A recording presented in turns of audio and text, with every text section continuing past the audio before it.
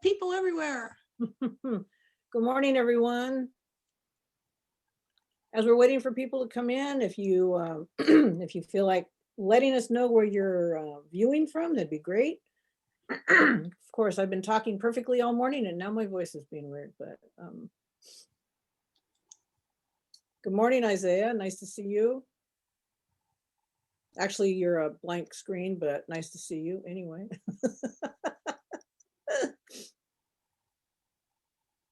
So how's everybody doing? Oh, Calgary. Awesome.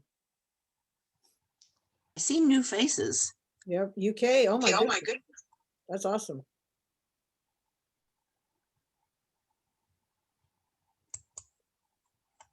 That's not what I I'm a hockey person, so I know Calgary has the Calgary Flames. So actually, I'm a Toronto Maple Leafs fan, even though I live in Bakersfield, California. But you know, we all have our teams, right?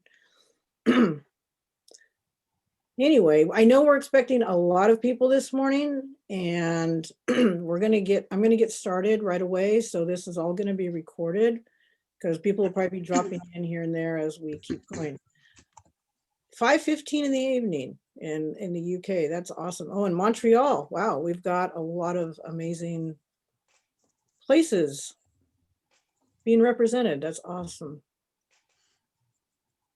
Anyway, good morning or good evening, depending on where you are. My name is Joan Raymond. I'm the president of Writers of Kern. And this morning, I'll have a lot of help from Donna Harris, wave Donna, our vice president.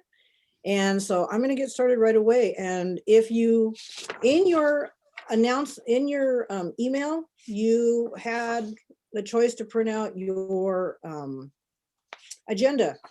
By the end of this meeting, you're definitely going to want to have it printed out or shortly after, and we'll explain why if you don't know already. It's a big surprise. Anyway, welcome. For all of our people that have never been here before, and I know a lot of you have, you know, we can't see your faces or anything, but if we can see your face and you've not been here before, just kind of wave at us because, you know, big welcome from Bakersfield where it's 110 in the summer, and that's Fahrenheit, not Celsius. And and right now it's probably 65 degrees outside or something like that. So we don't have, I think it snowed here like 20 something years ago.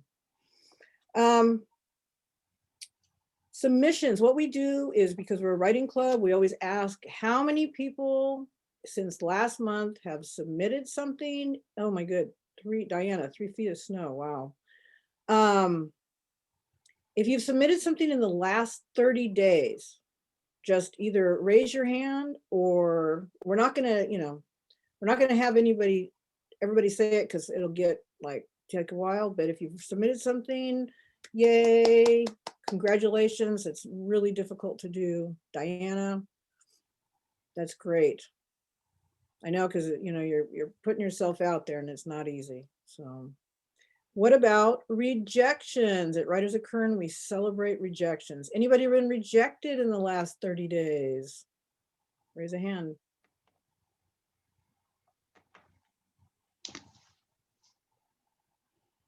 So far, so good.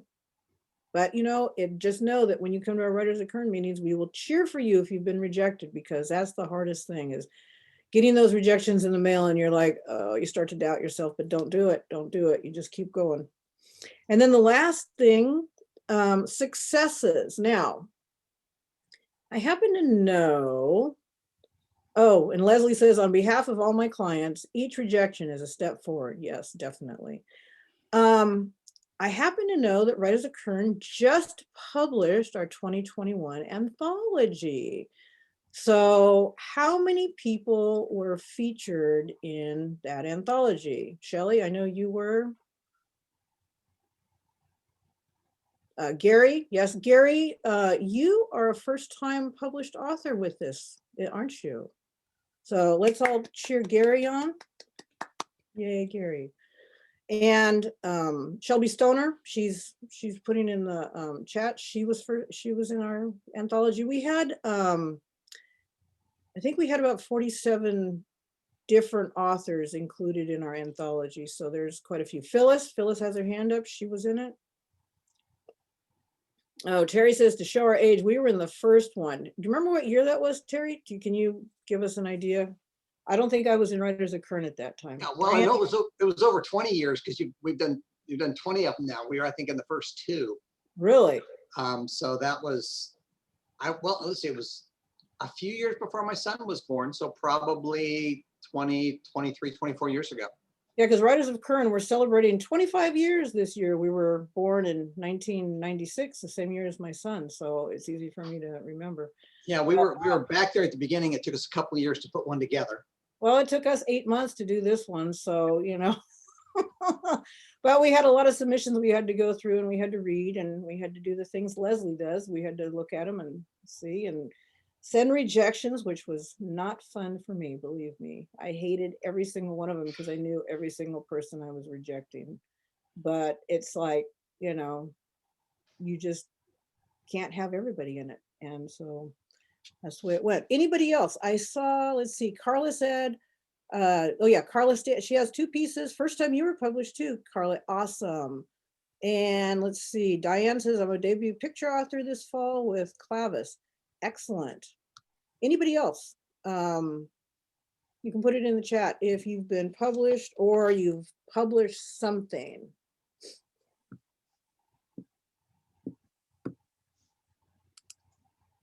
And let's see, okay. And then Donnie's going to come and do upcoming. And there's actually a couple of announcements that didn't make it onto my agenda. So just keep a listen out. So Carla Martin, I don't know if she's here this morning.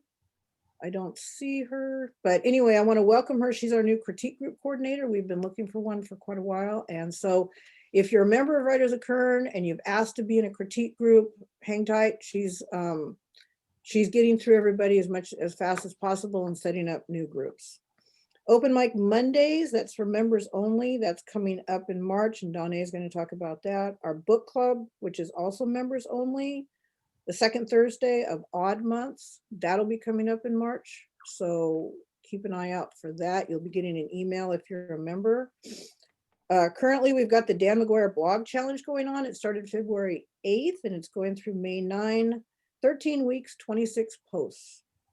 Anyone. So you can be in the UK, you can be in Alberta, you can be anywhere. If you want to participate in our blog challenge, just email events@Writers of Kern. It's not too late to join in. The whole thing is what we're trying to do is for people that want to get a blog started, it's a good practice to start blogging twice a week or, you know, however often you blog.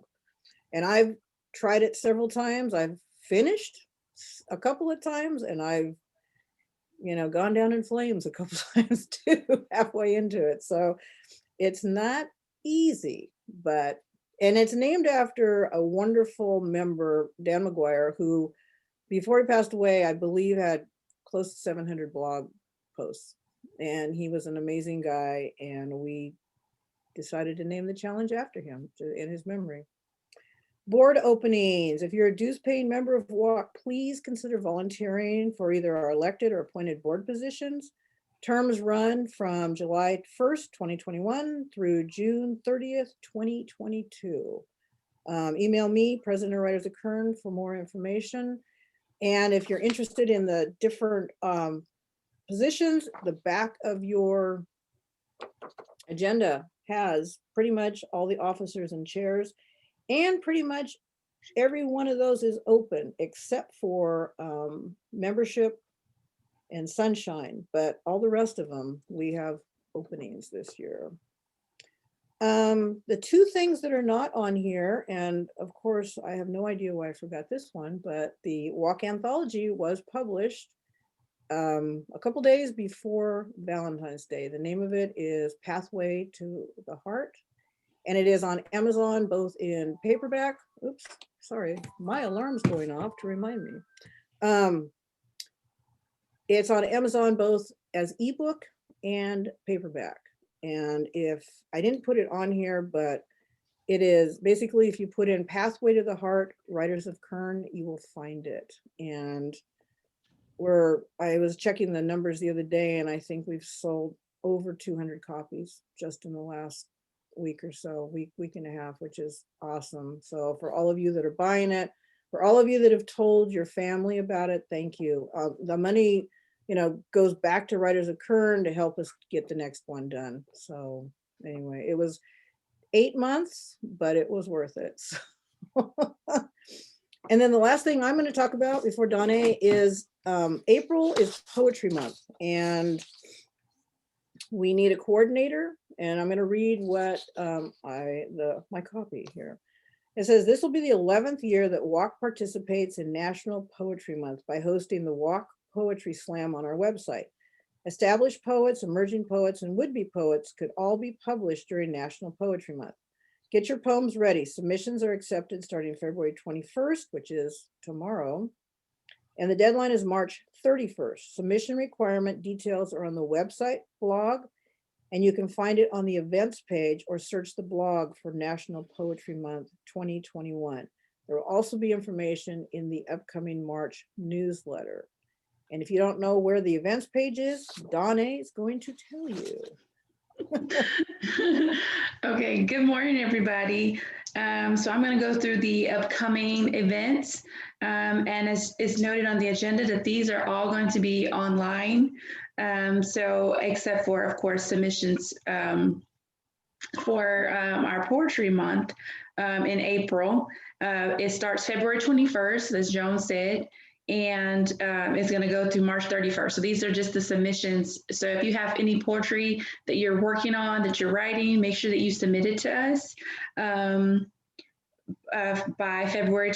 March 31st. And then March 1st, as Joan talked about, our Open Mic Mondays, which is a members only, and it's the first Monday of each month. So March 1st will be the next one. And then we have our book club, which is also members only, and that's going to be March 11th. That's the next book club. And of course, it's odd months. So March is going to be an odd month, and the next one is March 11th. Also, March 20th is our next workshop, and that's going to be Mara Pearl, and her topic is going to be giving your book a voice, audiobook production and distribution.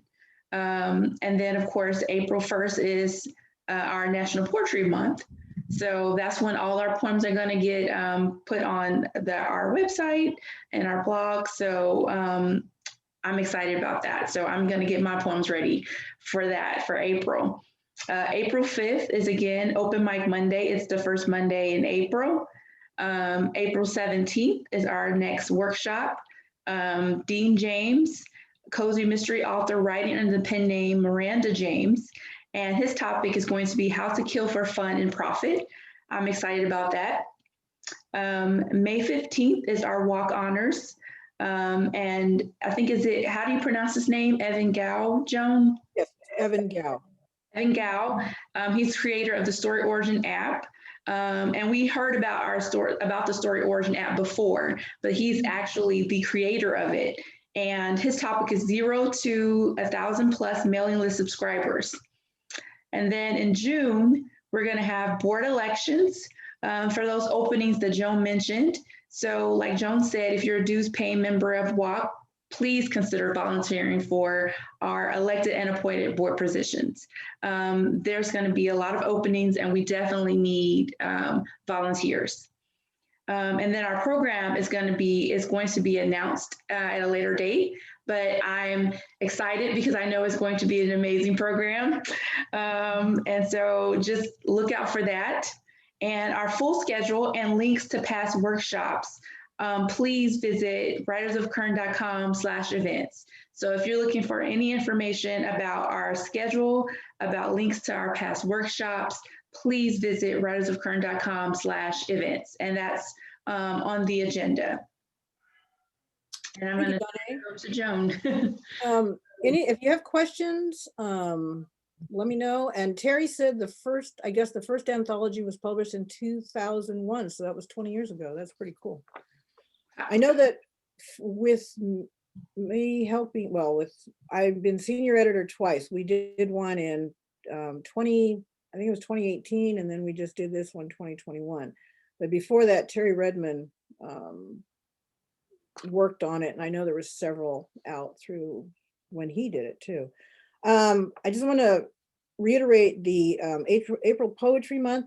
Not all the poems will be published on April 1st. They're going to be published, I think it's one a day throughout the whole month. So that means and they'll be published on our blog, but we'll be, like I said, there'll be more information on that on the website. So, and I'm kind of smiling because I know who the speaker is for June, but I'm not telling the board yet because this person has not given me their speaker proposal. So the board is like, I said that it's a really good person, and that's all I'm saying. So anyway, they're all like, what? Anyway.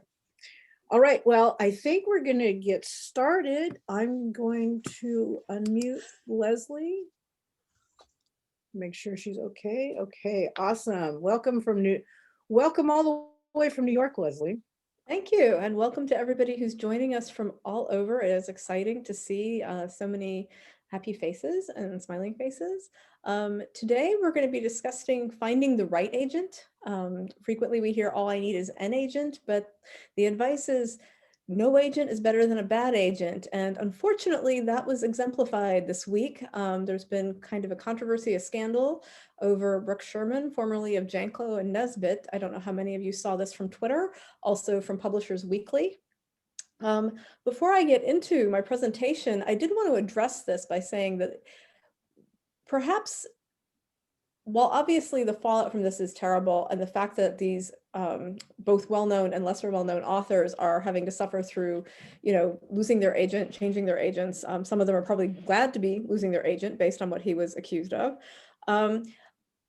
Publishers Weekly, I felt, made it worse because they framed it as, oh my gosh, he plucked Angie Thomas from obscurity. And whoa, back up. That's the wrong attitude.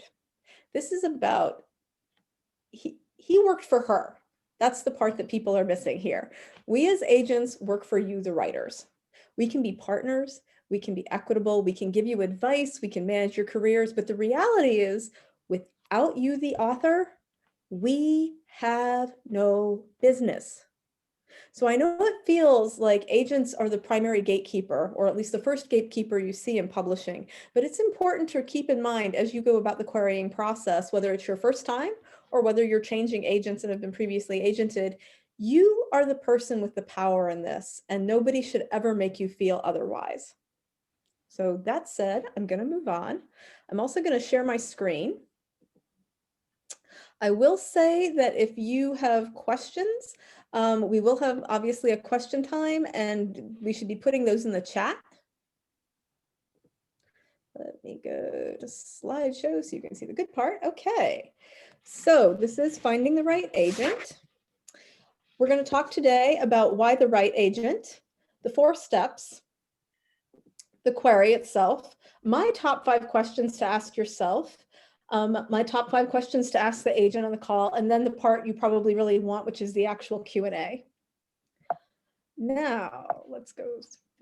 Yes, there we go. So just as an FYI, you don't need to write down this entire link. I actually wrote an article that sort of spawned this program for Writers Digest Online back in 2018. If you Google my name, Leslie Zampetti, and researching agents, also both in quotes, the quotes are important, I should be the first result. So you'll see that. So that is more important than actually copying down the full link.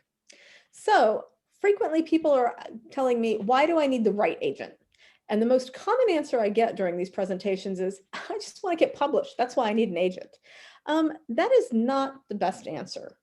Publishing is a business, and you do need to treat it like one. Writing is an art, it is also a craft, but publishing is a business. Many houses don't take unagented submissions, and so therefore you do need an agent. But there are other reasons for that as well. You can need an agent who can help you editorially. You can need an agent who manages your rights and your subsidiary rights. Some agents manage speaking engagements. It all depends on the agent, but there are many reasons why you would want that. But the biggest thing is that you want a partnership in your business. And that brings me to number 2, which is that this is an important relationship for your career, and it should be a partnership. This person is helping you manage the business aspect of your career so that you can focus on the artistic side of it.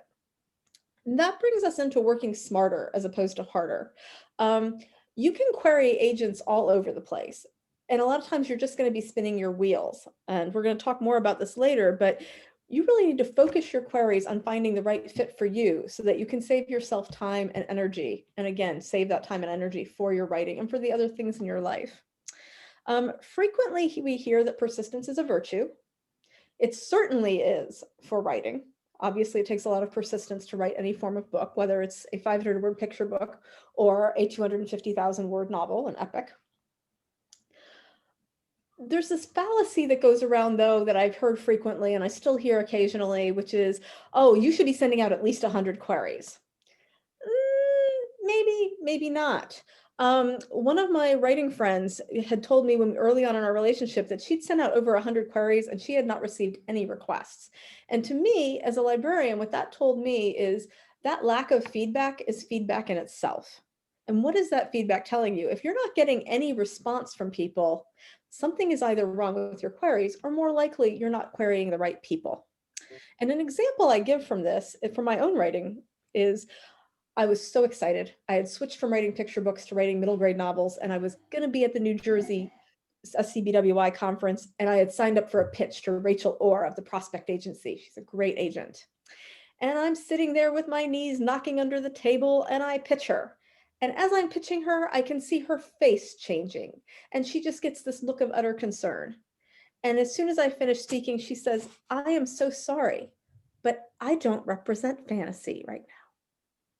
And I'm like, oh my gosh, I thought I had done research. I had not done enough current research. She was gracious enough to spend the rest time of my pitch giving me advice on how to pitch, but really it was a waste of her time and it was a waste of mine. The good news is I learned from that experience and I started doing better research. And so a little further on, I wrote a query and I sent it out. And one of the agents I sent it out to was Emmy Joan Paquette of the Aaron Murphy Literary Agency. I got back a partial request. And then I got a lovely rejection with encouragement. And while some of you are saying, that's not a win, Leslie, that's a rejection. For me, it was a win. I had validation about my writing. And more importantly, I got feedback and advice on my book. And most importantly of all, I realized my query letter was fine. It was working. I targeted somebody who would be interested in middle grade fantasy. I had a voice they liked, and I got a response, even if it wasn't the ideal response. Now, the 4 steps seem simple. Identify your genre and category, choose your resources, and make sure the agent is a good fit. And then tailor your query to the agent. Oh gosh, wow, that sounds so simple, but there's a lot more into it. And my best example for this is my own slush pile in my query box. I see between 200 to 300 queries a month. Of those 200 to 300 queries, I will probably put between 10 and 20 into my to read pile, which is things I'm actually considering requesting. Of those, I will probably request 5, maybe 10 at max of those manuscripts. Of those, I may offer, I would say less than 1 when it averages out. I usually make an offer every couple of months. I signed 1 client last year. That's pretty small when you think about that. Now, why that is important is because you have to understand, of those hundreds or thousands of queries that I'm rejecting, I would say a significant proportion of them, I'm not rejecting because they're bad. I'm not rejecting because the work isn't something that I think people will want to read or that I think publishers won't want to publish. I'm rejecting it because I don't represent Christian fiction. I don't represent political thrillers. I don't represent self-help books or certain types of nonfiction. Or I'm getting something that is, maybe it is a mystery, and I do deal with upmarket mysteries, but I'm getting something that is more of a cozy than a literary mystery, which is more of what I represent. Or for children, I'm getting, for example, a YA thriller. Well, I do represent YA, but I don't represent thrillers. It's very frustrating for us as agents too, because as hard as it is to receive those rejections, as Joan pointed out, it's really upsetting to write them all the time. Now, Many of you probably already know this, you're experienced writers, but for those of you that don't, you want to identify the genre and category. Genre, very simply, is the type of book.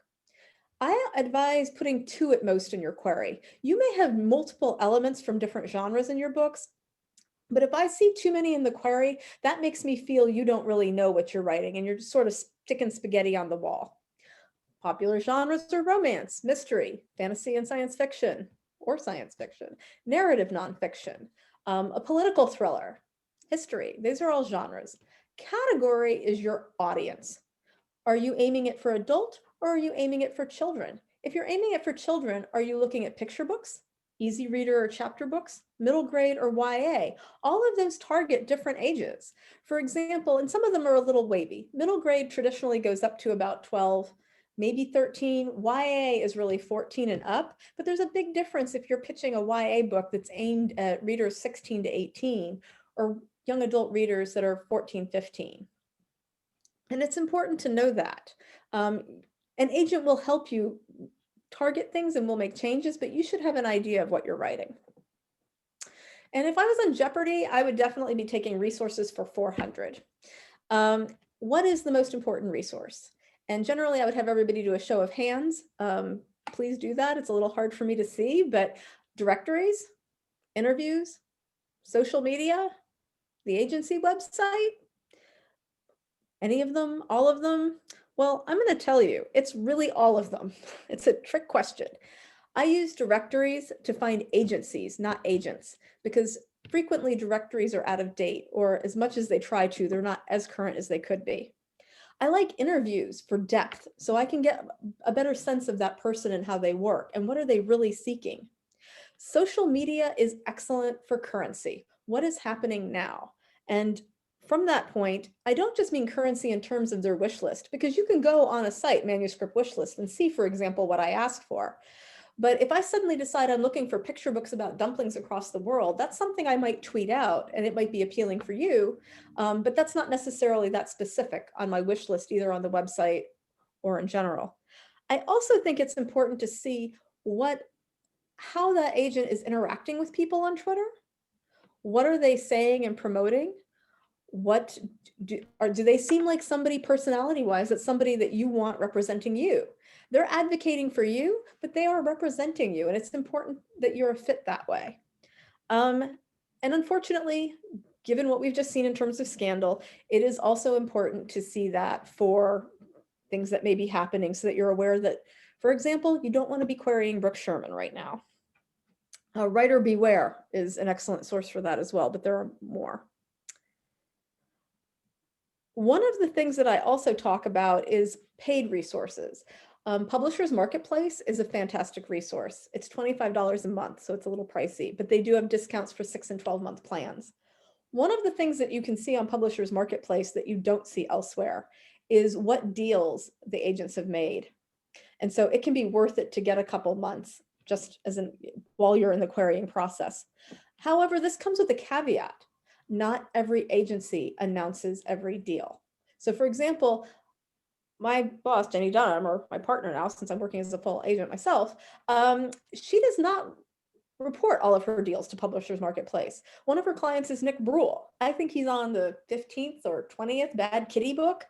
She doesn't put those in every time. He's a long-term author. If he was to write something completely different, she would probably put that deal in because it would show a new direction for him, but she's not going to be putting in every new contract for a long-running chapter book series. Some agents also don't feel it's necessary, so they don't necessarily do that. Query Tracker is a different service. It has a free portion, which is still useful, but their premium service is $25 a year, and I do recommend that, particularly when you are in the querying process, because it is good to see how long does it take the agent to respond? Do they respond? Many agents now say, well, if you don't hear from me in so many weeks or months, it's a no. I personally don't think that's great. I like to give people an answer. I feel it's only courteous. You can find it for that. You can also see, do they send out all form letters? I'm pretty sure if you checked my entry on Query Tracker, you would see form letter, form letter, form letter. But I am giving a response. Please use your library for online resources and print resources. You don't even have to go in person to your library. Many of them allow you access to databases. Some of them allow access to journals and publications. So you may even be able to get access to Publishers Weekly, for example, for free through your library card. And former librarian here, always verify your source and your date of the research. It does you no good if you have this wonderful database, but you find out that the entry you're looking at is, hasn't been updated in 6 years. There's a lot of turnover in agenting. So to dig deeper, agent bios are very handy, especially for things like this or other programs where you can see sometimes a more in-depth or a more updated biography of what the agent is looking for when they write articles. Even the social media profile bios that we put out can be handy and give you a sense of what the person is like. People forget query contests are really important because you can see these not only for pitch contests like on Twitter, but also for things like PB Party, which is run through a website. Because not only do you see who's involved in asking for certain types of work, but you see what they select. And this is where it's important to be specific when you're querying. I had a writer who queried me after 2 years ago from Picture Book Party. She noticed that all of the things I commented on and requested were food related. I had no idea I had done that. I totally believe it. It's very on brand, but I did not know I'd done it. And so what she said is, I noticed you were asking for food related things and I have a food related picture book. Bingo. I automatically was reading her query and paying much more attention because it was very specific to me. I would also aim when you are querying for, I would say about 30 agents, maybe some slightly more agencies. Some agencies let you query more than one agent at a time. Some do not. It's important to look at their website to see. And you're going to be going for 5 to 10 queries per round. That's important so you get feedback and so you understand what is or is not working for your query. A much maligned and often overlooked resource for information is the acknowledgments in books you love, especially if you have comparable titles. If you're, for instance, querying a YA fantasy and you read a lot of YA fantasy, looking at those acknowledgement sections can be a huge resource for agents that you would want to rep your book. And last but not least, Goodreads, and it gets a big star because Goodreads is not necessarily going to tell you what the agent reps. It is not going to necessarily tell you what they are looking for or what their kinds of editors are in contact with, but it's going to tell you what they read personally. And for me, that's very important because it gives me a sense of voice, which is not something you necessarily have another way of accessing. And that's something people don't think about. You can send me a targeted query that lists that you are sending me a contemporary middle grade book that deals with underprivileged children who are in foster care, and there's an element of magical realism, and all of that sounds great to me, but if I don't love the voice, I'm still not going to request it. And for me, how I see that is I ask for a 5-page sample, so I have a sense to test the voice. So when do we get to tailoring your query? And again, the best example is the writer who queried me with the food-related picture book. I think it was dumplings, actually. These again sound very typical. Common courtesy. By that, I don't necessarily mean spelling my name right. I mean, it's great when you do, but I'm not going to take points off if you don't. But you would not believe the number of queries I get that they don't address anybody. They don't even say, dear agent. They just flomp into something. Sometimes it comes across as if it was sent from an iPhone as a text. And the part that really ticks me off, and I think would probably tick most agents off, is when it's not signed. There's no contact information. I don't even know how to address you back. That's common courtesy. You should treat it like a business letter. Basic don't bother. That sounds very harsh, but the reality is you're trying to keep this a very short query letter. It should be less than a page.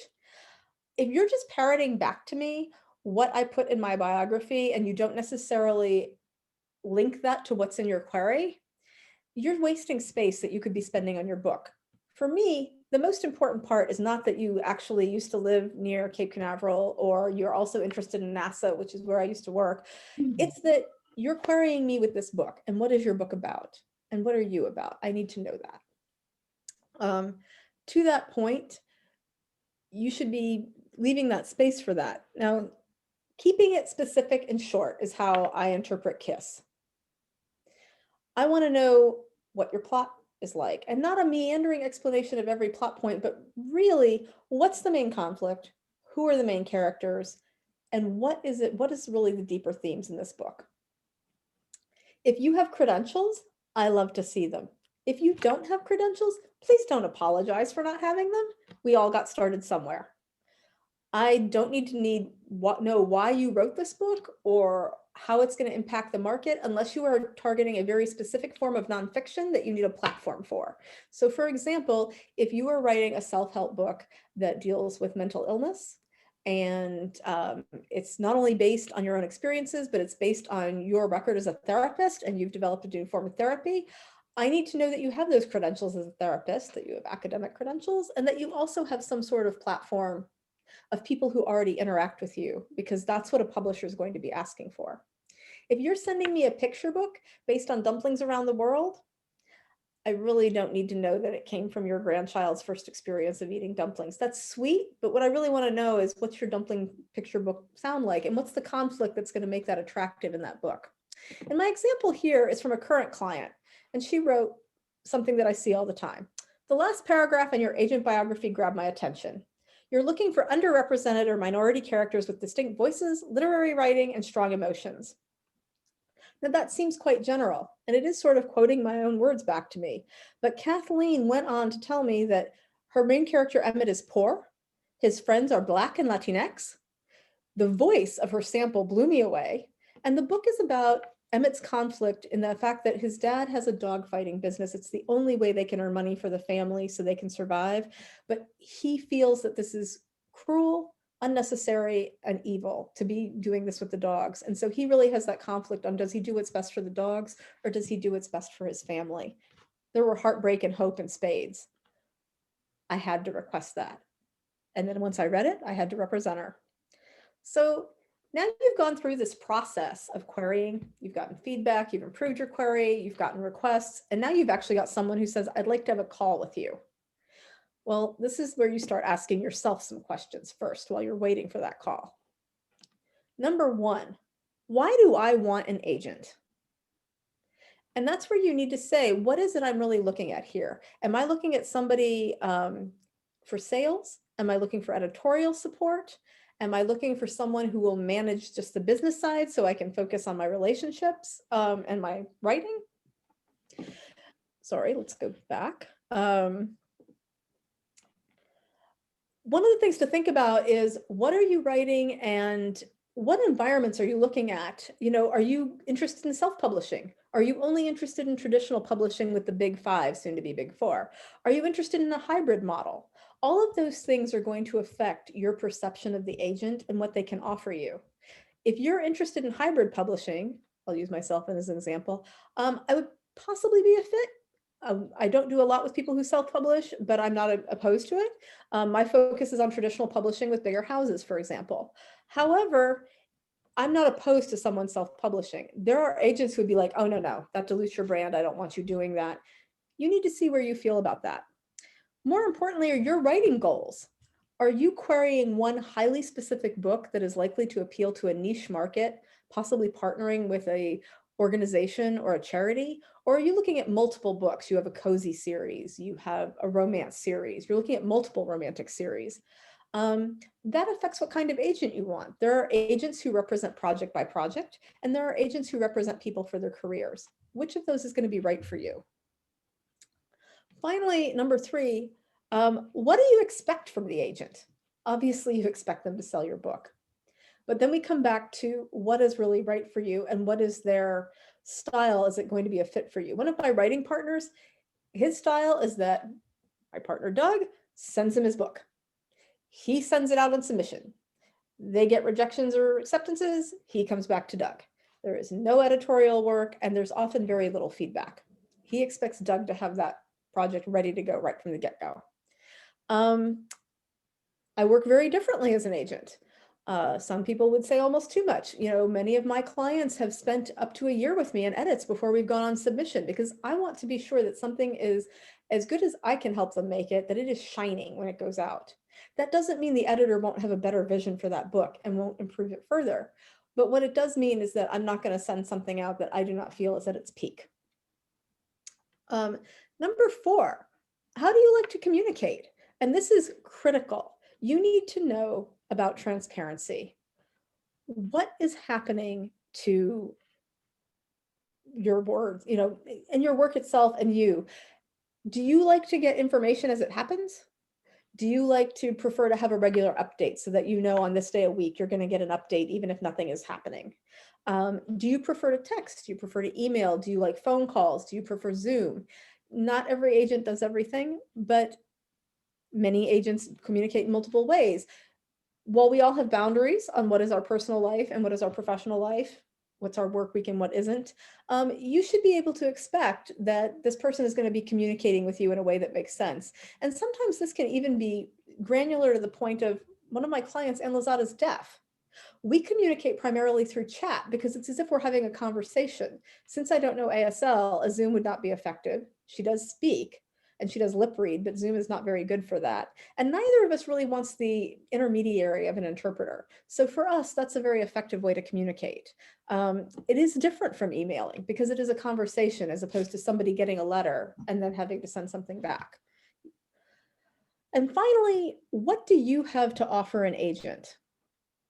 Do you offer writing credentials? Do you have a solid portfolio of work?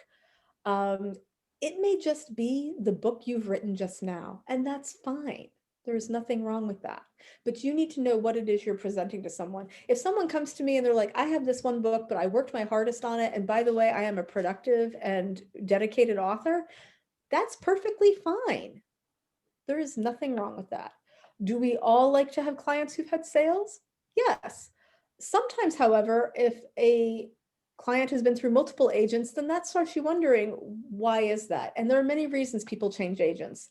Sometimes it's because their needs have changed as they go through an author. Very few authors have a single agent through their whole career, and that is something people don't talk about very often. So you may be going through this process many times, and you may just be adapting this to meet your needs as those needs change and your experience changes. So that's, you want to go through for that. Finally, what are you going to ask the agent? And I advise keeping a list of questions and making it long-term. Don't try to do this in one day, in one session. Every time a question occurs to you, write it down so that you have it when you're on that call. And they should be able to give you an answer. It might not be the answer you're looking for, or you might be willing to say, well, I don't like the answer itself, but I like the way they answered it. And that's what's important. So number 1 is, what is your goal for me? To sell this specific book or to manage my career? It's very interesting to hear what comes out in that. Number 2, are you hands-on or hands-off? And this comes back to editorial support. They may even provide too much editorial support. You may not be as comfortable with that, and you want somebody who's more invested in the business side. And most agents handle all of this at once. I mean, it's a multifaceted business. Number 3 is all about transparency again. How do you communicate and how often? What is that expectation? They should be sending you royalty statements if you're due them. They should be sending you contracts. They should be sending you emails, checking in to see how you're doing. Some agents brainstorm with their clients, some don't. You need to know if that's something you want, will they do that with you? Number 4, I am almost always asked, to whom am I submitting their book? That's not a question I like to answer because 1, that's sort of proprietary information, and that's part of what I'm bringing to the table if they essentially are partnering with me and they agree that I'm going to represent them. And many times I don't win the agent beauty contest. One of the things I joke about is that agents get rejection from all sides. We get it from our clients or potential clients, and we get it from the editors. So you have to have a thick skin. What I like people to ask, and the other thing is if we are going through an editorial process, the editors to whom I might submit today when I sign you may not be the editors I submit to 6 months from now. They may have left the business. They may have left the imprint. They may have just acquired a book just like yours. They're probably not going to take on one that's exactly the same. There's all kinds of reasons for that. What I ask is, what is your submissions process? Are you only submitting to big houses? Do you submit to small houses? Do you submit to multiple imprints at a time? What do you think about self-publishing? If I get an in with an editor, how do you handle that? You want to know how they're submitting and what happens during that. And generally people will explain how many rounds you expect to go through. The big part of that process is, what happens if my book doesn't sell? Because that happens to all of us, and you need to know how they handle that. In the event that your book sales, you also want to know how they handle subsidiary rights. Do they handle those rights in-house? Do they partner with another agency that does media rights or foreign rights? Have they even thought about subsidiary rights? I mean, these are all things to ask. New agents often don't know a lot about it, and that's something why you want to make sure they're having mentorship and guidance. New agents can be great for you because they often have a lot more time to invest in you and they're very energetic, but you need to make sure that they're going to meet your needs. And finally, do you have an agency agreement? This is not necessarily set in stone, but it protects both you and the agent. You need to know what is going to happen to your work if you choose to leave the agent. You need to know what's going to happen to your work if the agent chooses to leave the business, or God forbid, something happens to the agency. I might get hit by the M7 bus the next time I cross the street. You want to know what's going to happen to you as a client and that you're not left twisting in the wind. And then finally, how and why did you become an agent? Why do you want to represent me? And what would you suggest for my work? Are all things to sort of create a larger conversation and give you a chance to see if this is going to be the right fit for you, if this is somebody you want to work with. And that, as we go on, there are lots more questions you can ask. The Association of American Literary Agents is the new name for the former AAR, or the Association of Association of Authors Representatives. They have a lot of resources for writers as well as agents, even though they are the trade association for agents, and they will have questions that you can ask. Harold Underdown is a well-known children's editor. He has an article on researching agents that is excellent and is appropriate whether you write for children or not. And then this last one is actually from a blog from Reedsy, which seems to be a market source for freelance editing and writing talent, but they also had a fairly good article on finding literary agents. And all of those sources will give you a way to personalize that call for yourself. And now is the part that everybody really wants to know. What are the questions? All right, let me look and see. So far, no questions. Oh, that's a first. I think everybody was so enthralled. They just, didn't even ask a question. One thing I do want to mention is that we are not going to say this publicly. It is in your agenda. There is a bonus. Leslie, do you want to talk about it or you want me to say it? Well, for me, it's standard. Joan has offered with me, if you received your agenda in your email because you pre-registered, there will be a code so you can submit to me and it will give you priority over those hundreds of other queries that I get. And that way, when I see that, that automatically goes into my to read and to be considered pile because it's coming from you and because I've had the pleasure of speaking with you today. I appreciate that, Leslie. And it kind of, it doesn't guarantee anything, but it just puts you one small step closer. And there's information on how to submit using that code, and there is a deadline. So please pay attention to that. Okay, let's go look. I see lots of questions now. Yeah. Let's see. Can you please clarify a query letter that should have both a hook and a pitch? They can for a query letter for me. So your hook and your pitch should be very similar, if not essentially the same thing. The hook is what makes a book attractive to a reader. A pitch is when you're actually going ahead and, people oftentimes think of it as the log line where it's telling you the specifics of the book. This is the main character. This is what they want. This is the conflict. In some cases, this is what they achieve. When I see a query letter, I don't want it to read like jacket copy, because jacket copy is to draw you in and market the book. I want to know that you have a complete story. You don't necessarily need to give me the ending of the story in your query letter, but I need to know that it is a full pitch rather than a hook. And I need to know who are those characters, how are they related, what is their conflict, and then again, some of the themes surrounding that conflict out. I You also, take the next one. okay, yeah, I see. Can you query books that have already been self-published but want to be rebranded? That can be very difficult depending on the market you're in. We see success stories, for example, I think it was Howie who had Wool, where they self-published but then went on with a traditional publisher and got a great contract. But if you notice, we haven't heard anything about that author in quite some time. Most traditional publishers tend to stay away from that. There might, however, be a market for that in different markets. So in some cases, it might be, say, romance, it might be self-help, it might be more narrative nonfiction. One of the problems with having had sales offline with person-per-person distribution, there's no paper trail, so you're sort of doing a bait and switch to that house and saying, well, I have sales, but I don't have a lot, is publishing houses are very interested in, have you saturated the market for that book? I mean, that's really what they're asking. A self-published book should show enough sales to be attractive, but not so many sales that an editor is going to say, you know, marketing's telling me this isn't going to go further.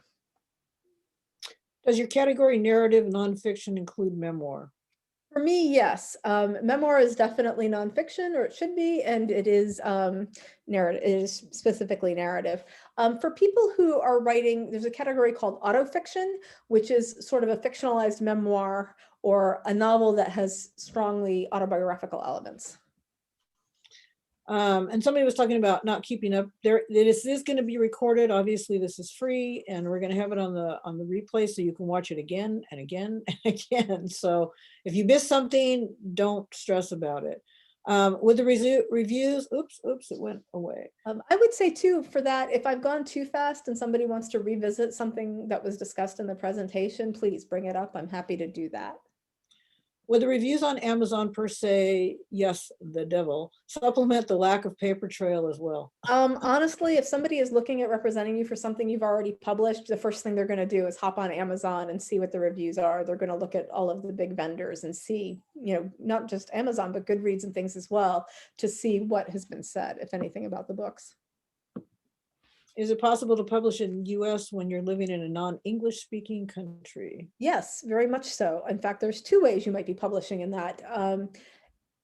If you are trying to publish in the US in the traditional American publishing market, you would probably need to be writing in English. And again, people have done that. But it is also possible to publish in the US with a translation and to do it as a translated work.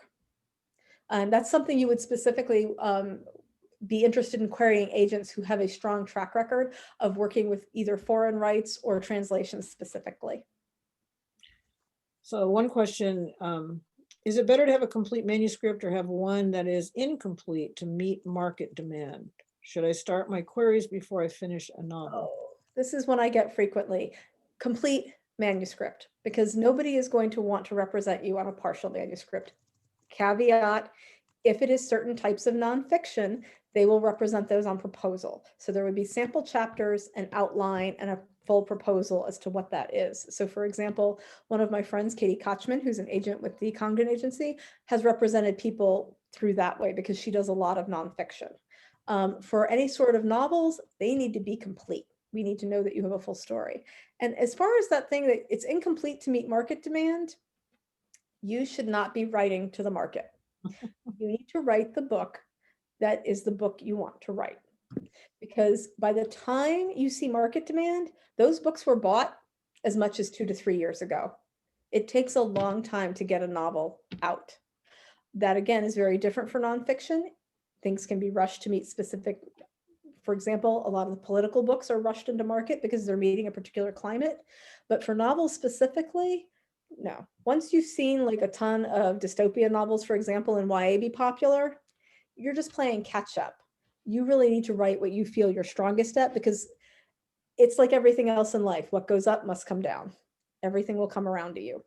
This question's not asked, but I've heard this before. So if you could clarify, when you're writing picture books or something similar, Do you want the author to have at least 3 books written before they query you? Yes, because the first thing I'm going to ask you for a picture book is, so I'd like to see 2 to 3 other manuscripts and a summary of works in progress, because I want to know that you're continuing to grow. And because picture books, especially for picture book text, it's a little different if you're an author illustrator, but if you're text only,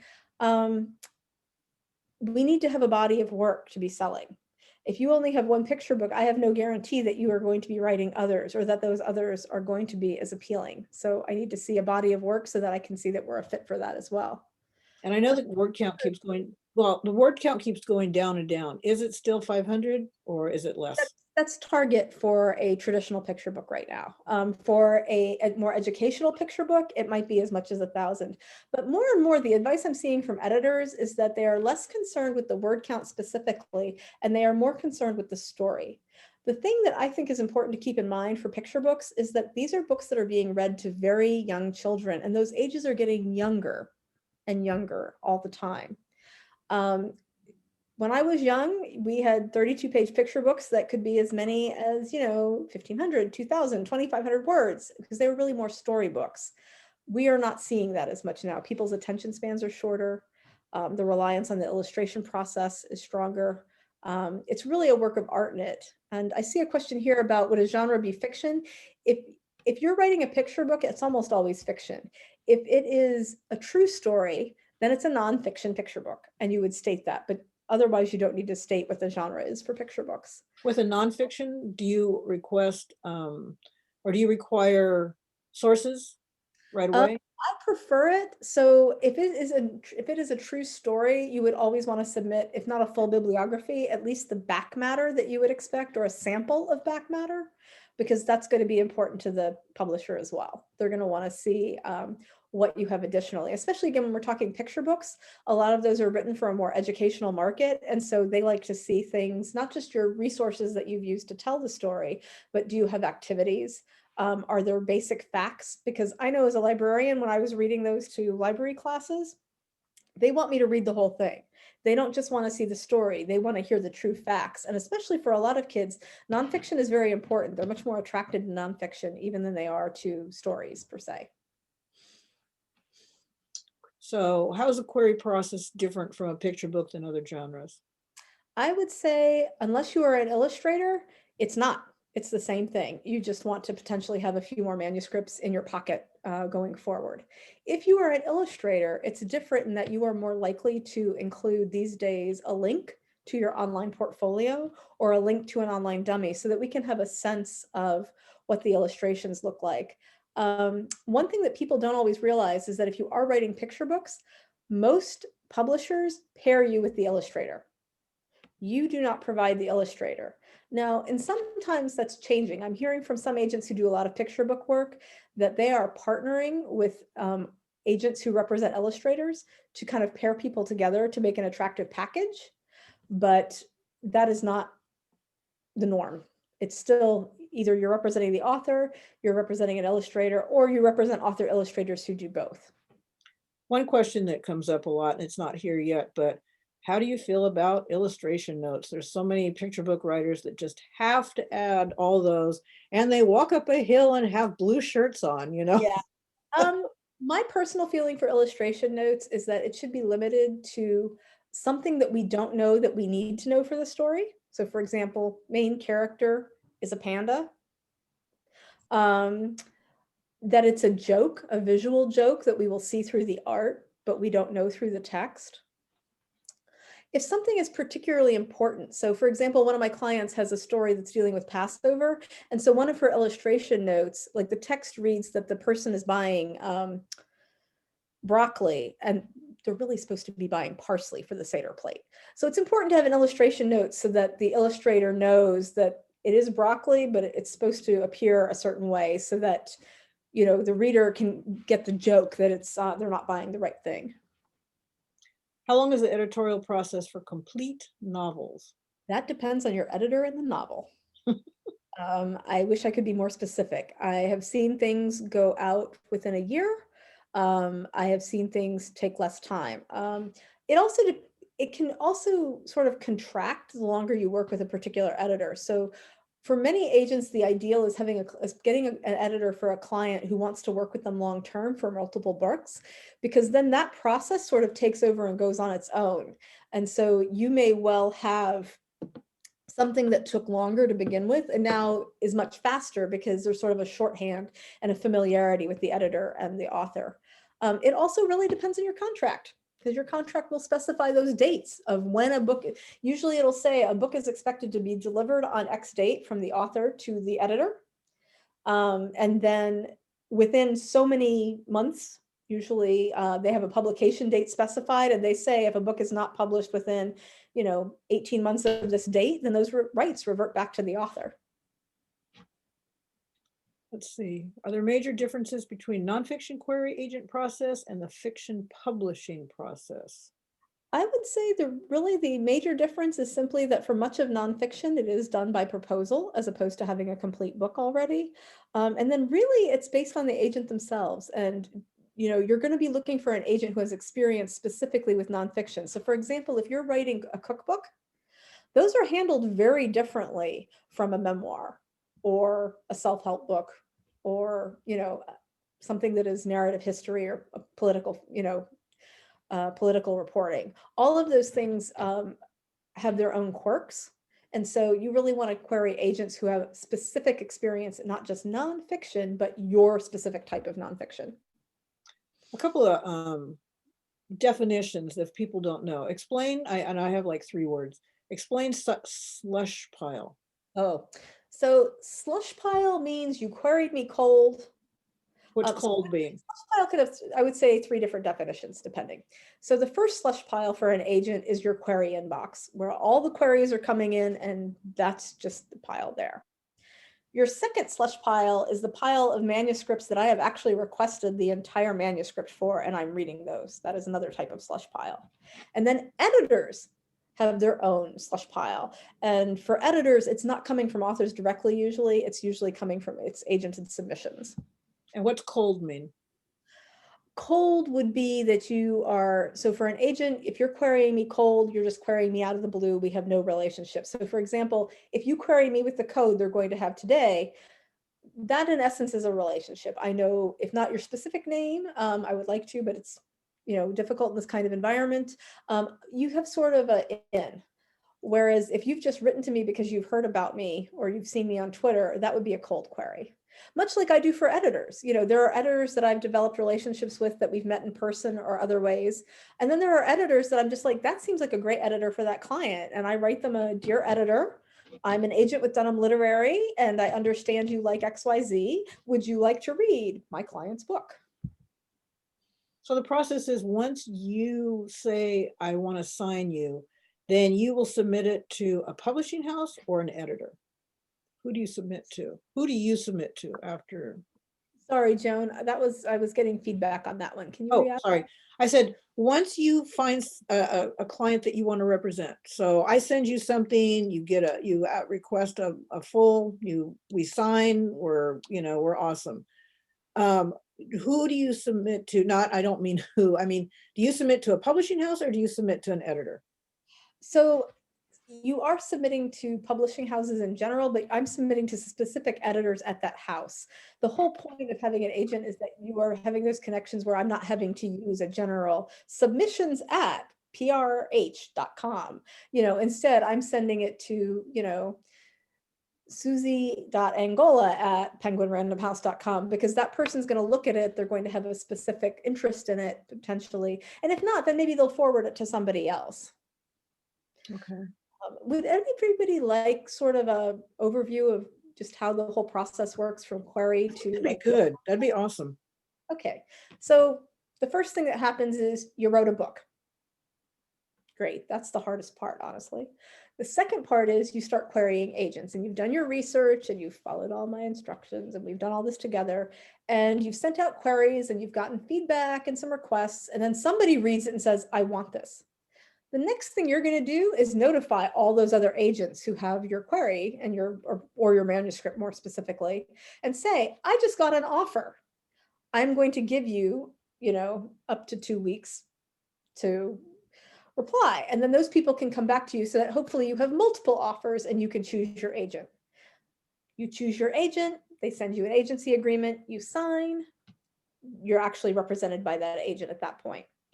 At that point, the agent is going to develop a submissions list of people to whom they're going to send the work. And imprints. Imprint is just, so you can have something like Simon and Schuster, and they will have multiple imprints underneath them. So Simon and Schuster Children's is very different from, say, oh gosh, I can't even think of an imprint off the top of my head. That's really bad right now. There's multiple places your book might land at that house if you're looking at a larger house, as opposed to a smaller house like, say, Chronicle, where all of their books are housed under the Chronicle name. They're also going to be working on that pitch, which is probably going to be taken from what you started with the query. And that's where you're going to work from that. You, meanwhile, will be revising your work with editorial guidance if they're that kind of agent. And if they're not, then they'll just let you know where this is going, ideally. And then it goes out to these people. And then the hard part begins, because you sit and wait and wait and wait. And in this past pandemic year, wait even longer, because nobody has the attention span to really do things that they should be doing. One thing people don't always realize, by the way, is that editors do not read their manuscripts during the day on their job. Sometimes they're not even editing books during the day on their job. They're dealing with all the other business part of publishing. And so part of why it takes so long for editors to respond to agents or to you is that they're doing all that reading in their free time. Just like when I'm reading manuscripts that I request, I rarely do that during the business day. If anything, I have a specific day assigned for that. But in most part, I'm reading when it's my free time. And then if you've succeeded, one of those editors will come back to your agent with an offer. Your agent then, much like your query process, will let all the other editors who have the book know that somebody is interested. In some cases, everybody says, that's nice, thank you, no. And you go on to negotiate a contract with that editor.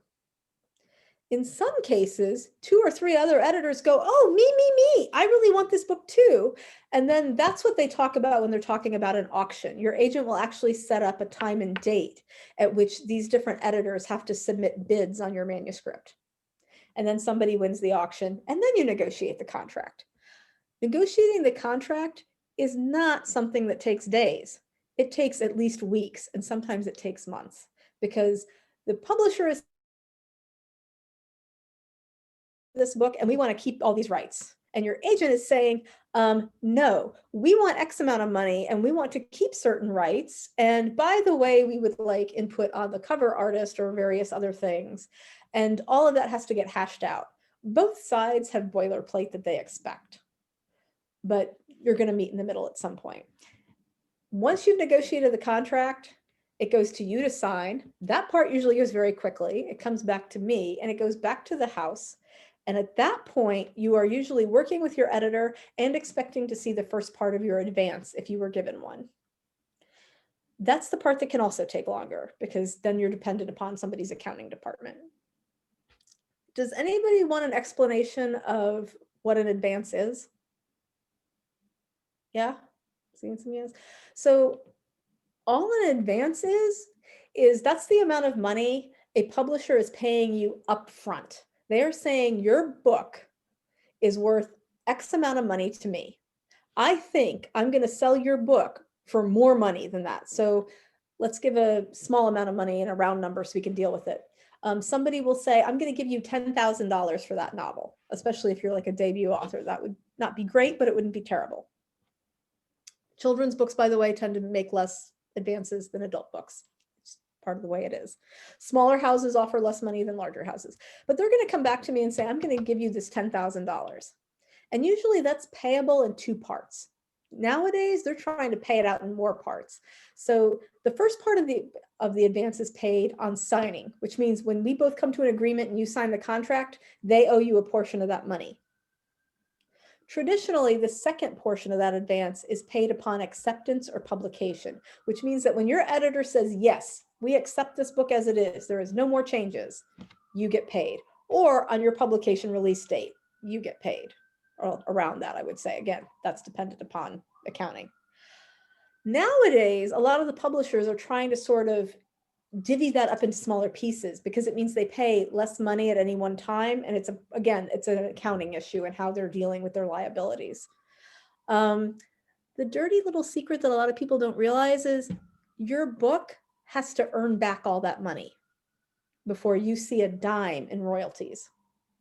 So you may see royalties your first year. You may not see them for many years, depending on the advance. And this is one thing where I like to caution authors. We hear about these amazing 6-figure deals, 7-figure deals. That's not always good for an author, because if you don't earn back that money, it's going to be harder to sell your next book, because that publisher is not going to want you. And other publishers are going to look and say, well, you got all that money and they didn't make anything off you. So sometimes it's better to have a lesser advance, because then you start earning out and you start earning those royalties. And that's again where your agent comes in handy, because they're keeping track of all those royalties and making sure that publishers are paying them. One of the other scandals this year was one of the children's publishers, Albert Whitman. It suddenly became a public thing that they weren't paying their authors. They were paying some authors, but not all their authors. And there were people that they owed money to that were not getting those royalties in a timely fashion. Your agent is the one who chases after that so that you don't have to. So Leslie, do you, because obviously you get a portion of all advances and royalties too, correct? So Yeah. the check comes to your agency, and then Yes. you. So in the process, you have gotten money. That advance is not actually paid directly to you. It is paid to the agency. And then you receive, ideally, a statement from us and a check. And that is the money minus our commission, which standard commission is usually 15%. It may be more if you are dealing with foreign rights or certain types of books. But generally it's a 15%. Now that means that when your book earns out, all those royalty statements are coming to us and we get the 15%. And that's where things can change, because let's face it, if you earn royalties of a few $100s to a few $1,000s, okay, fine. But if your first royalty check is like $15, your agency may not pay you right away. They may have a threshold at which they finally send you a check, because depending on how small that check is, like for example, people who publish through some of Amazon's publishers and it's Kindle only, they're not getting royalties of even a few dollars. They're getting fractions of pennies. So we will just hold that into a pot until it becomes big enough to make it worth the time and the check money and the postage to send it to you, so that we're not losing money on that. And also that you're not losing money on it. So Amazon, well, I was going to say Amazon pays 90 days or 3 months later. So you have the book, you make the money in January, you see it at the end of March. And that is true for all publishers. Like But everything. is it same with you? Because they Or have is to it, post the book sold. They have to actually have the figures. but I mean, do you pay out royalties every 6 months, every 3 months, quarterly? What is it? Depends on when it's coming in. So if Scholastic, for example, sends me royalties twice a year, then you get paid twice a year. So it depends on the publisher. Yes. Yes. It's not like we say, oh, you're an author of mine, and say you have picture books at 4 different publishers. I'm not waiting for all those publishers to send me royalties and then send you one big check, because they have different royalty schedules. Yeah, okay. It's when it comes in, we have 10 days to get your money out to you, with the caveat that, again, if we're talking about 25 cents, we may say it has to be so many dollars before we send something. But no, that's part of your fiduciary responsibility as an agent. When that money comes in, I have 10 business days to start getting it out to you. Wow. Okay. Now, Question. Oh, sorry. Go ahead. in this day when the post office is having issues, sometimes that does add to things. But, for example, one of my clients, we did have an issue with the post office. We had mailed it and it did not get to her. So in that case, we ended up doing an electronic transfer, and then the check fortunately came back to us instead of going to her. So she didn't have to mail it back to us, but that was handled that way. This is a huge question. I have a friend who's getting ready to publish his first book. I mean, he's actually with a very well-known agency, and this is an eye-opener. So question, do publishers help market or are authors expected to do the majority of the marketing? Sadly, yes, authors, even very well-known authors, do much of their own marketing. Marketing is really a feature. How do I put this? So the factors that go into how much marketing you get are the publisher themselves. How big are they? How much money do they have to put into marketing? Where they see your book in the market, so what type of marketing is needed, and where you fit in on their list. Some books are buzz books, some books are not. Some books win awards, some books do not. It's really multiple factors that go into it. But these days, I would say authors are expected to really pull a significant share of the weight in doing the marketing. That does not mean that you have to be like my writing partner who creates enamel pins and bookmarks and swag. She's in the YA space, so this is all very important. And she does lots of events. There are plenty of successful authors that don't necessarily do all that, but they are expected to be available for interviews or to help send out review copies, for example. The publisher sends out a certain amount of galleys, whether they're through e-galleys like NetGalley or Edelweiss, or actual printed books. But part of the reason you should have a set number of author copies in your contract is that you have those books. So when blogger A that you're friends with, but isn't necessarily a huge blogger that the publisher will be aware of, asks for it, you have a copy to send them. Explain a galley and an ARC copy. So galleys is the old term for advanced reader copies. A galley, and again, this differs for picture books or illustrated books. A galley is actually what you see when coming in print. It hasn't been fully edited necessarily. You're seeing it with the pictures in its physical copy. An advanced reader copy may be digital or it may be in hard copy, but it's generally been edited to the point that it's expecting to go out. Those are the copies we see for review. There may be a few minor errors or things that are being corrected, but you won't see any significant editorial changes. I got an art copy once from a middle grade writer, and the illustrations were rough and there was mistakes. I mean, big Oh, mistakes. no, these things will not necessarily be Yeah, perfect. but he was thankful. He told everybody who got an ARC, he said, please, if you see something in him, there was like big chunks that were missing and whatnot. Yeah, this is why I don't understand. Well, so I should say not even understand. This is why people don't realize you should not be selling those. Those are not meant to be sold. They are not for the market. They are considered a giveaway and they are part of the process to get buzz and to generate interest in the book. They are not meant to be a finished copy of the book. So it's always awkward for me. And one of the things I used to do at Book Expo, which I was going to even when I was just a librarian, is I would get all these advanced copies because I knew I couldn't necessarily buy all those books for my students. But for many of them, they're not actually in such shape that you want to put them in a library. So I would actually use them as giveaways and like prizes for students who were, doing well and things like that. But you actually do see an aftermarket. People will, because authors do sign them at times, you'll see people saying, I have this on sale for so many dollars. And that really hurts the whole system. That's not something that should be done. How does one get a Kirkus review of their book? I know you can pay Kirkus, but Yes, well, there are multiple ways to get reviewed by Kirkus. One is to submit and to pay for the review. One is your publisher sends books out to the big, whether it's Kirkus, Booklist, Publishers Weekly. Most reputable publishers will send copies of your books out for review for that. They are not necessarily paying for those reviews. so what about the self-published authors that fork out $400 to $500 for a Kirkus review? I would say that is something you should really consider if you need. It can lift your book, but the reality is you have to look at who's reading Kirkus reviews. The only people reading Kirkus reviews are other publishing people. Most readers could care less. They've never even heard of it. They don't know what a Kirkus review is. The problem is people say, oh, well, I want a Kirkus review because it adds legitimacy. But then you have to say, well, okay, so librarians are reading Kirkus reviews. Most librarians have sort of policies from the library in place as to whether or not they put self-published books in the collection. So it may or may not make a difference. Now, if it gets you noticed to where a librarian says to their acquisitions librarian, hey, this is getting a lot of notice and sounds like something our particular patrons would like, they may reach out to you and try to add that. But I would say you'd have to be making plenty of money on your sales to make a review like that worth it. So does the agent only get paid when the author is signed? The agent only gets paid when the author gets paid. That's the truth. And that's why I am so selective and why most agents are so selective about their clients, because I'm putting in a tremendous amount of work, usually up front. We're building a long-term relationship. While I do get paid for presentations like this, and I do get paid to do critiques at conferences and things, if somebody were to approach me through my query box or my website and say, I'd like to pay you for a review of my work, no, that's not ethical. I can't do that. That's not what my job is.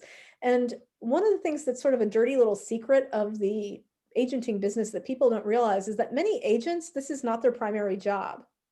So it is my primary job. It is my only job. But I am friends with many agents, many of whom are much younger and or not married or in partnerships.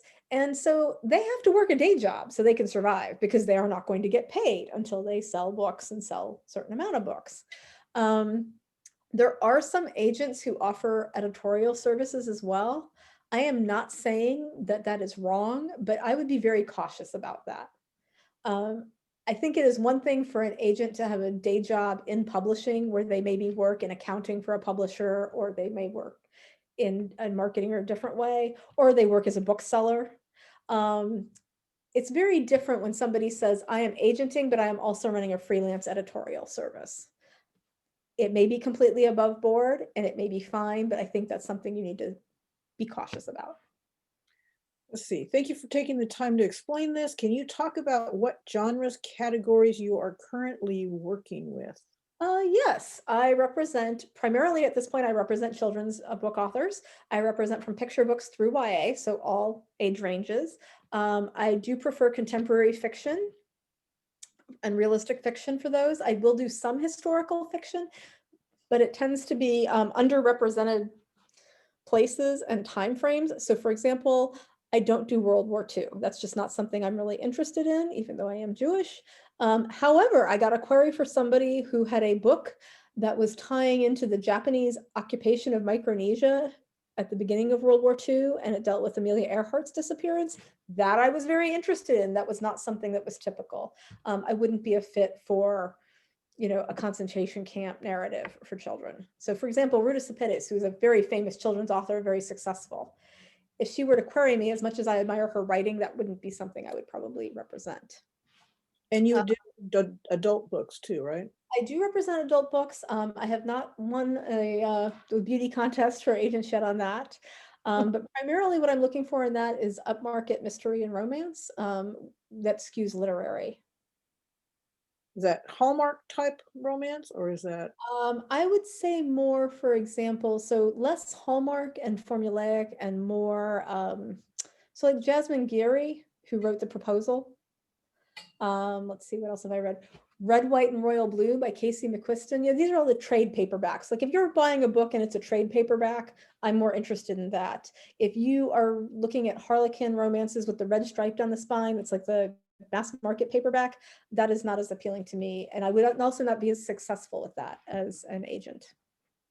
What is Kirkus? We probably should have had you. Kirkus is just one of the organizations that reviews books. Their primary purpose is to provide objective reviews about books, primarily for the library market, so that people, and books, and for bookstores, I should say also, so that people have an idea of what they want to buy and what these books are going to be like. How useful is it to attend conferences when you have a finished manuscript? I find it very useful. For me, the whole point of the conference is the education. It's good for networking. Many people use it because they think, oh, I'm going to buy this critique with this agent and they're going to sign me. And that does happen, but very rarely. It's more that you get feedback that's very useful for your manuscript in terms of its market, in terms of what could be improved. It's more important for you to see other agents and editors speaking and interact with them, so you have a sense of who might be a fit for your manuscript. And then also, again, you're building a relationship. If someone has met me at a conference and they query me, they're going to get priority over the 50 queries that came in that day for people that I don't know at all. And probably not catch you in the bathroom and ask you to read their book, Yeah, right? Please, please do not. We are people too. It's fine to approach people at conferences, but if we are actually stuffing food in our mouth and or in the bathroom, like. Has that happened? I'm sure it has. I have been fortunate in that that has not specifically happened to me, but I have had people approach me awkwardly where, so for example, I had someone try to follow me to my room because we were having a conversation, and that was kind of that should sort of end in the conference space, not when I'm entering the elevator. And Not try to be the last one in the elevator with you, yeah. If we have the secret code, but you are not in the area of interest to you right now, will you still read it? So I will always read your query when you have the code. You will get full attention, and I will read your sample, even if your query is not something I specifically would always look at. So for example, when I get a query, I get a cold query and it's describing this political thriller. unless the premise is something really interesting to me for some reason personally, I'm probably not going to even read the sample because I'm not really interested in political thrillers. And I also don't have the connections with those editors that somebody who is a political thriller wants me to have to sell their book. But if you're coming in with the code, I'm still going to take the time to do that and to look at it at least. You may still get back the this is not a fit, but I will have paid more attention to it. I see there's a follow on here that if you have the complete manuscript and I'm not interested, would I refer you to an agent who might be a good fit? In most cases, I do not do that because that's something that is broadly. If I know a specific agent who I know would be really interested in your book for a reason, then I do it as a personal referral because for me, that's also a business relationship. So for example, Katie Kochman at the Congdons is a good friend of mine. She does a lot more nonfiction than I do. I recently received 2 memoir queries, both of which seemed very interesting, both of which had fantastic voices. One I automatically referred to her because I just felt it would be more in her wheelhouse. One I did request and I read, but I eventually ended up deciding to send that to her because I felt she would be a better representation for that author. When we were talking the other day during the tech check, you said something that you might want to mention is that when you read, people have, what did you say, 10 seconds to catch your attention? Well, or something to that effect. I mean, it's a very short amount of time. I mean, think about it. If my goal is to answer all of my queries within 2 weeks and I am receiving 100 to 200 a week, you have to do the math and see how quickly I'm looking at things to process that. The important thing to remember is that, so for me as a new agent, queries are more important to me than for, say, Jenny, who is a much more experienced agent. She's been in the business for 20, 25 years. She owns her own agency. She has a full roster of clients. Something has to really stand out for her to decide to take it on because she's adding to her workload. I'm looking to add to my workload. So I will take a little more time with queries than she will. But I'm still on the list of what I have to do during the day. My to-do list starts with, okay, what is money related for my clients? So do I have offers on the table? Do I have contracts? Are we looking at rights? Is there anything to deal with their publisher that I have to deal with? Then it's editorial for my clients. What do I have coming in from them that I need to look at? Then it is making those connections and doing the business of agenting where I'm trying to meet other editors and gain those connections to sell your book. And then next comes the manuscripts I've already requested to read those that I have on my slush pile and to educate myself as an agent. And then at the bottom is queries. And then queries get divided into those people who are priority with codes, those people I already have a relationship with, and the cold queries who are just coming into me, from bottom. But yeah, it's seconds more than minutes when I'm looking at your work. I think a lot of us who have queried in the past think that's all agents do is they just read they read my whole story, they they read everything all day long and they don't do anything else. But yeah, no, this is so the good news is people used to tell me as a librarian, oh, you love to read, this is the great job for you. And my answer would be no. Being a librarian is all about people and the reader. Reading is a bonus, but that's not why I'm here. If you love books, you should be a bookseller. But as an agent, I came to realize that reading quickly and loving to read, yes, that is a superpower for being an agent. But again, no, much of my day is spent working on many other things, and the reading is what comes later. So here's a good example. I always have people ask me, do you read the whole manuscript when you request it? And I wish I could say yes, but the reality is I can't because I would not have time to do anything else. You get the same amount of time I give my library books. It's about 10%. If you have hooked me in that 10%, I will continue reading all the way through. Sometimes I read most of the way through. It really depends. But the answer for agents and for editors too is we read till we know. Sometimes we know very quickly this is not going to be a book for us. One thing I will use as a caution here, one of the most common problems we see with queries and requests is people who have workshopped their first, say, 5 to 25 pages to death, and those are spectacular, and you hit that whatever page limit mark and it just falls off a cliff. Your whole book should be up to the standard of those first pages in terms of your prose and in terms of your characters and your world building.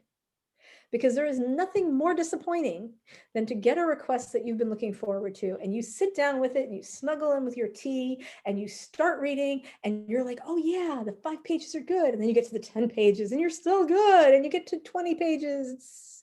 And then you hit page 21 and you're like, is this a different author? Is this the same person writing? They just haven't put that same effort all the way through. And while it is my job to be editorial with you, it is not my job to take a first draft and turn it into a finished book.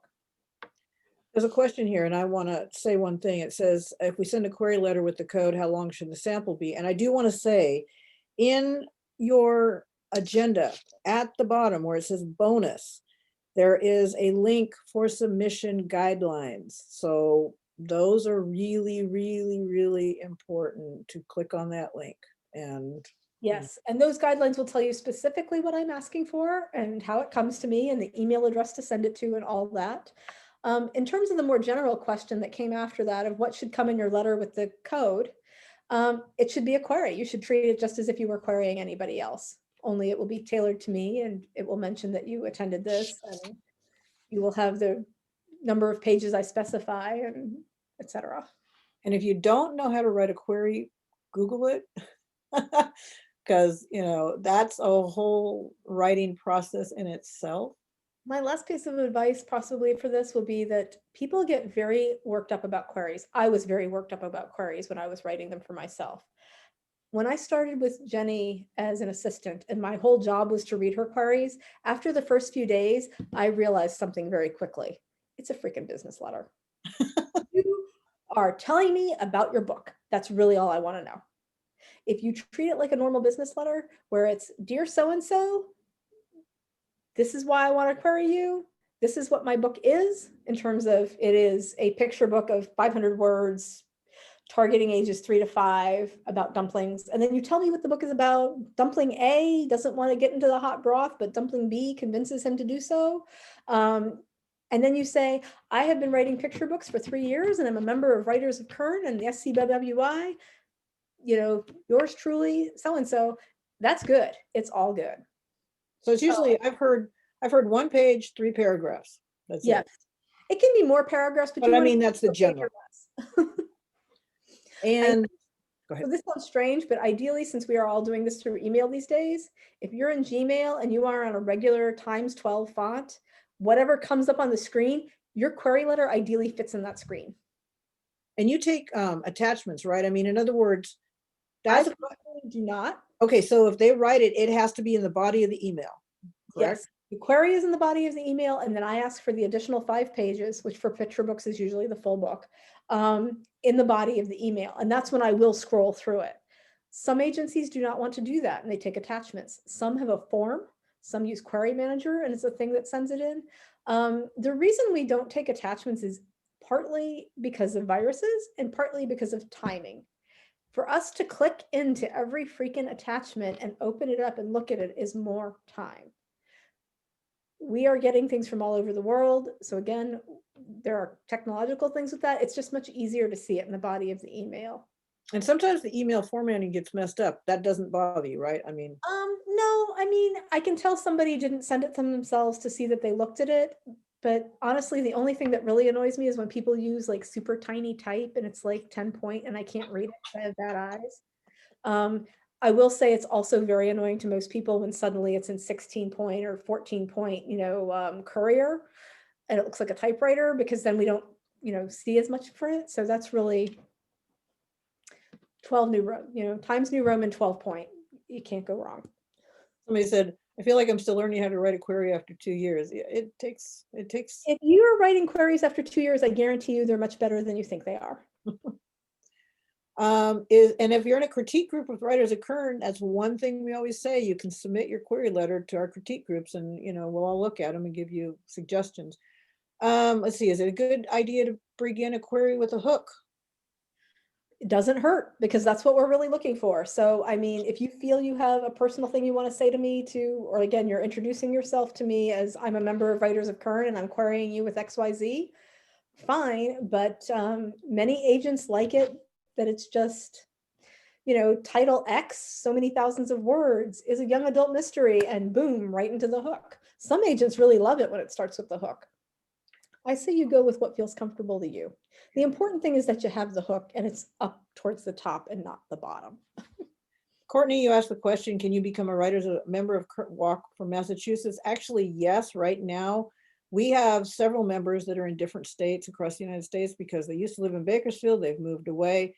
Every one of our meetings currently, and at least through, I don't know how long, July, August, whatever, are going to be online, and the meetings are still going to be free and they're still going to be recorded. So if you want to become a member, you just go to our website, writersofkern.com / let's see, just go to that and look for membership. And right now, between now and June, it's half price, little plug here. I mean, normally it's $45 plus 20. Now it's $22.50 plus 20, which is for paperwork and whatnot. So That you, sounds like a great deal. I'm sorry. to yeah, interrupt. and I mean, we have critique Good groups luck. because all of our critique groups meet online. So, and we have kid lit critique groups and all kinds. We've got like 5 minutes left. Leslie, you've been amazing. I've seen you before. You're always amazing. Thank you. I know it takes talking to an agent. I mean, for me, talking to you, it's like awesome because, so many people are like, oh, I'd do anything just to talk to an agent. It's like, they're really just regular people, We put our pants on one leg at a time like everybody else. Yeah, Some of us exactly. even have to sit down to do it. I mean, we're people.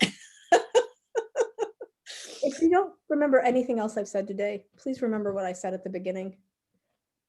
It feels like we are the ones with the power. It feels like editors are the ones with the power. The reality is this industry disappears if there are not writers writing the books. There are some agents who write themselves. There are editors who write themselves. But that is not enough to provide the millions of books that are sold every year, the millions of books that readers need, the different voices that people need to see and read. That's all coming from you. And so on those days when you've had your rejections and it feels like nobody is ever going to want to read what you wrote, remember, you are the one where it all starts and you are the person employing all these people. Because they don't get paid until you get paid. Exactly. I know, I think we think that you are the gatekeeper and it's your fault, our books aren't getting published. I mean, I'm just saying when you get frustrated, but this is definitely shown a completely different, the human side of a agent that's reading a lot of queries that is trying to do the best they can for the people that they represent. And it is important to remember that that is the hardest part about publishing, is that it is subjective. That is one reason why I personally do work to diversify, not just the authors I represent, but also the business side of publishing and the editors I work with and the agents that I am colleagues with, because without that, we all tend to think certain ways. And we need to all be thinking in different ways because every reader is different. Listen, I had a second grader who told me he wanted to read about potions. And when I went through the library process with him, I finally realized he wanted to read about chemistry. Would you think a second grader is going to want to read books on chemistry? No, but he did. And that was what was important to him. And it's the same thing overall. The other thing to remember is, again, when you're getting those rejections, it may be because you're not ready to query. It may be because your work isn't at the height of your powers. It also may just be that you hit that agent on the wrong day and they weren't in the mood. It may be that they just signed a client who did a STEM picture book very similar to yours. It's not always about you and your work. Sometimes it's about the market as a whole. And that's true when we send it out to editors. And that's true when, editors publish things. There are people who publish books that don't really go anywhere because for whatever reason, something else came first, or God forbid, the pandemic happened and suddenly we don't want to read about viruses in our fiction and thrillers. We want to read about, happy puppies and kittens and romance. Plus, it also put a backlog of publishing. I know people that were supposed to get books out, in certain times, and now they've all been pushed. Things did get pushed back, but I will say, I actually had to do a presentation on this for one of my clients. She asked if I would speak to her critique group because they were all feeling very dejected. Publishing was up last year. As crazy as it was, as hard as it was to get everybody's attention, we sold more books. There were more debut authors in 2020 than there were in 2019. It is possible. It's just a matter of, like everything in life, it's a matter of timing. Did you get hit by the M7 or did you go down the steps at the same time as your future spouse? Maybe you're going to hit the right agent in that book. Yeah, stay away from the M7. We want you to be around for a while. Yeah, I've been much more careful about crossing the streets these days. I've been in New York City. It was crazy. It was like you could cross all different ways and there was things coming at you from all directions. And yeah, that was a long time ago. So Thank you, Leslie. As very always, amazing. It was good to see you again. You know, we're almost like old friends, right? like we are, and I'm very, thank you all, most of all, not just for having me, but for taking the time to pay attention to me and to what I had to say for this. And so check out your agendas, get the code, polish, polish, polish, and best of success for anyone that submits to Leslie. Next up, next month we will be having Mara Pearl, Giving Your Book a Voice, audiobook production and distribution. So if anybody's interested in that. Courtney, you said for the code submission, it's at the bottom of the agenda. It says bonus. It's right after where it says program, Leslie Zampetti. And right below that, in big letters, it says bonus, and it tells all about, on the deadline, everything's in your agenda. So anyway, thank you, everyone. Thank you for being with us today. Thank you, Leslie. Next month. Thank you all so much. Bye-bye.